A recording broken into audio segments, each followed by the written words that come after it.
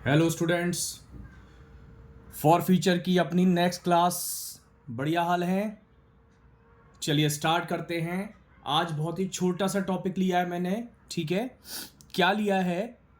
Last class में मैंने आपको फॉर फ्यूचर की 3 एंट्रीज बताई थी। जब शेयर्स फॉरफिट होते हैं उसके बाद रीइशू करा था, और रीइशू के बाद जो प्रॉफिट बचता है उसे हम लोग एक स्पेशल अकाउंट में ट्रांसफर करते थे, और वो क्या होता था? हमारा कैपिटल रिजर्व।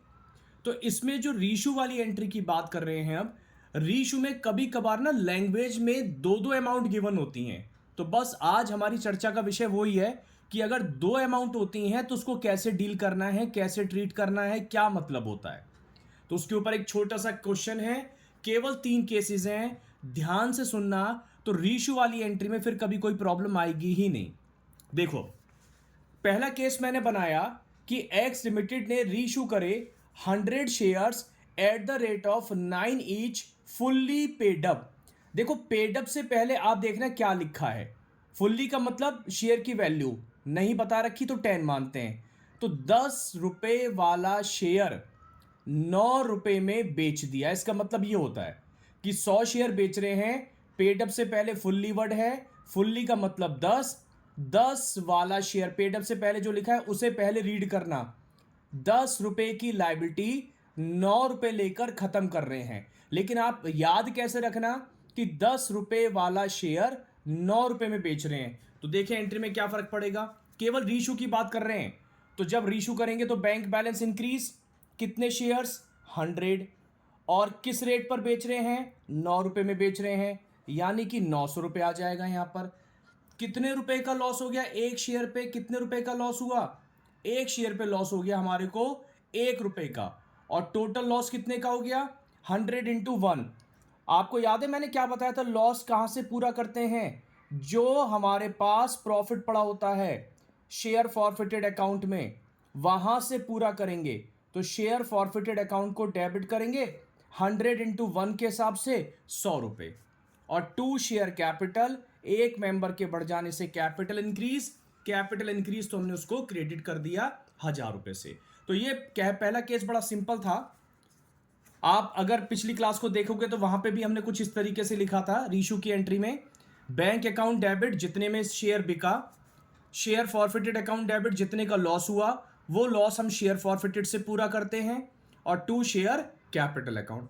आपको मैंने पूछा था कि क्या हम रीइशूड शेयर्स, सॉरी जो फॉरफिटेड शेयर्स हैं, उनको डिस्काउंट पे रीइशू कर सकते हैं? तो आंसर याद है क्या था इसका? यस। कितनी डिस्काउंट दे सकते हैं? जितना मैक्सिमम शेयर फॉरफिटेड में क्रेडिट बैलेंस पड़ा होता है। चलिए नेक्स्ट केस सेकंड। अब की बार शेयर इशू करे at the rate of 8 each, और क्या लिखा है देखो? 9 पेड अप। पेड अप से पहले क्या लिखा है? 9 रुपए वाला शेयर। रीड अभी फिलहाल ऐसे ही करना, फिर मतलब बता रहा हूं अभी।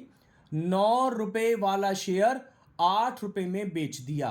8 रुपए में बेच दिया तो बैंक में 8 आएगा। 8 रुपए में बेच दिया, बैंक में 8 रुपए से मल्टीप्लाई 800।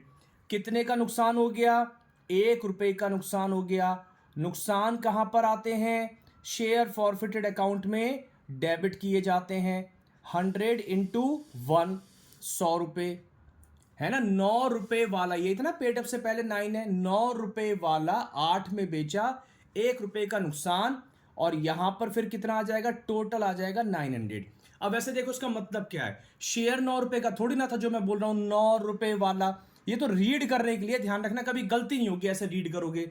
लेकिन साथ के साथ इसका एक्चुअल मतलब भी समझ लो। इसका मतलब यह है कि जो हम ये शेयर्स रीइशू कर रहे हैं जिस भी शेयर होल्डर को, उसकी 9 रुपए तक की लाइबिलिटी खत्म हो रही है, और उससे हम ले रहे हैं 8 रुपए। यानी कि हम उससे बोल रहे हैं भैया आप हमें 8 रुपए दे दो और आपकी 9 रुपए तक की लाइबिलिटी खत्म।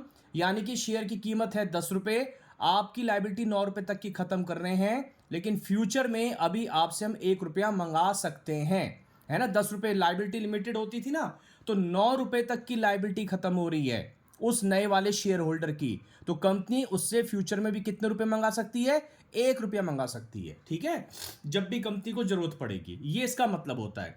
लेकिन इतनी लंबी चौड़ी बातें एग्जाम में याद नहीं रहेंगी। इसलिए सिंपल तरीका मैंने बता रखा है, कभी भी कोई क्वेश्चन गलत नहीं होगा कि पेड अप से पहले देख लो क्या लिखा है, 9 वाला 8 में बेच रहे हैं, ये आप आराम से रीड कर लोगे, 1 रुपए का नुकसान हो रहा है। लेकिन जब मैं बात बोल रहा हूं तो शायद समझ में भी आ रहा होगा कि उसकी 9 रुपए की लायबिलिटी खत्म हो गई, लेकिन लिए उससे 8 रुपए हैं, तो 1 रुपए का कंपनी को नुकसान हो गया, तो फ्यूचर में कंपनी उससे अभी 1 रुपए मंगाएगी। ठीक है, तभी शेयर कैपिटल देखो यहां पर 900 रुपए से क्रेडिट हो रही है, पूरे 1000 से क्रेडिट नहीं हुई। आगे तीसरा केस, अब की बार कंपनी ने रीइश्यू करे 100 शेयर, 7 ईच, ₹6 पेड अप। अब बताओ क्या मतलब है, पहले रीड कैसे करोगे, 6 रुपए वाला शेयर 7 में बेच दिया, 6 रुपए वाला शेयर 7 में बेच दिया, तो बैंक अकाउंट डेबिट, 6 रुपए वाला 7 में बेच दिया, जितने में बेचा वो बैंक में 700 आ गया। 6 वाला शेयर 7 में बेच रहे हैं तो फायदा हो रहा है, और इस फायदे को क्या बोलते थे, सिक्योरिटी प्रीमियम, तो 100 इंटू 1 का फायदा हो गया 100 रुपए, और कैपिटल के सामने कितना आ जाएगा इस तरीके से, 600 रुपए, है ना। बैंक में आ गए हमारे 700, 100 इंटू 7 के हिसाब से 1 रुपए का प्रीमियम, सिक्योरिटी प्रीमियम 100 रुपए आ गया, और शेयर कैपिटल में वही 6 रुपए। 6 रुपए पता है कौन से, यही पेड अप वाले आए हैं।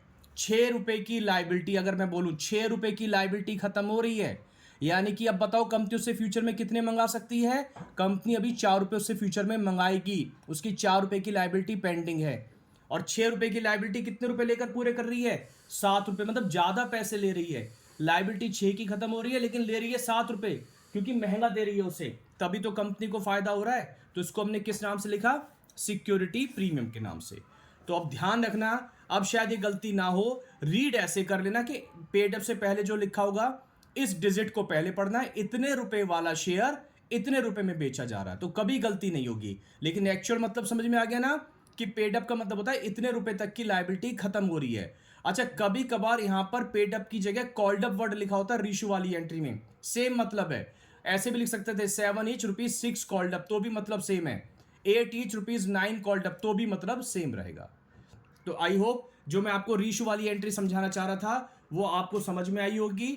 अगली क्लास में मैंने आपको बोला था बुक से क्वेश्चन कराऊंगा, आज तो नहीं करा पाया, लेकिन अगली क्लास में जरूर मैं ग्रेवाल सर की बुक के क्वेश्चन लूंगा, तो उसमें आपको कंसेप्ट और क्लियर हो जाएंगे, अलग अलग जो लैंग्वेज गिवन होंगी। चलिए मिलते हैं नेक्स्ट क्लास में, तब तक के लिए स्वस्थ रहो, मस्त रहो, थैंक यू।